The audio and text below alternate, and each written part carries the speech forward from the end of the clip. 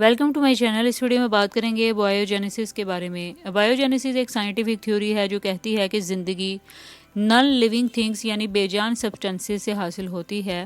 इस थ्योरी के मुताबिक या इस थ्योरी का जो कहना है वो ये है कि किसी मरे हुए जानवर या पौधे से यानी जहाँ पहले ज़िंदगी थी वहाँ नॉन लिविंग केमिकल्स जैसे कि कार्बन, कंपाउंड्स, मिनरल्स और वाटर ने एक साथ मिलकर असल ज़िंदगी की बुनियादी इंग्रेडिएंट्स को बनाया और फिर खुद ब खुद ज़िंदगी पैदा हुई।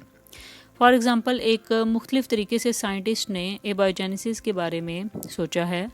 मिसाल के तौर पर वोल्केनो से निकलने वाली गर्म और केमिकल रिच गैसेस और मिनरल्स ने ज़मीन के सरफेस पर ठंडा होकर कम्प्लेक्स ऑर्गेनिक मॉलिक्यूल्स बनाई जिनसे असल ज़िंदगी की बुनियाद रखी गई।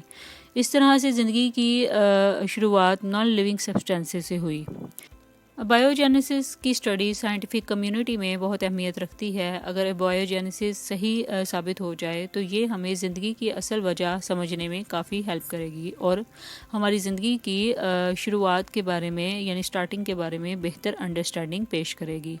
इससे हम अपनी ओरिजिन्स और जहाँ से हम आए हैं इसको समझ सकते हैं। अगर इसकी यूजेस की बात करूँ तो for example understanding life's origins, अगर इसकी बात करूँ तो बायोजेनेसिस की स्टडी हमें ज़िंदगी की असल स्टार्टिंग के बारे में बेहतर समझने में मदद करती है। इससे हमें ज़िंदगी के ओरिजिन्स के बारे में नए नज़रिए और इंसाइट्स मिलते हैं।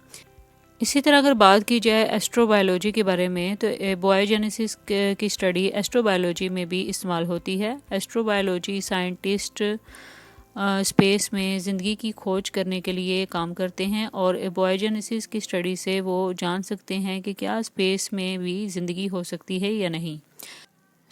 बायोजेनेसिस एक ऐसी साइंटिफिक थ्योरी है जिसकी स्टडी से हमें नई डिस्कवरीज और पॉसिबिलिटीज़ मिलती हैं जो हमारी अंडरस्टैंडिंग और नॉलेज को एक्सपेंड करती हैं।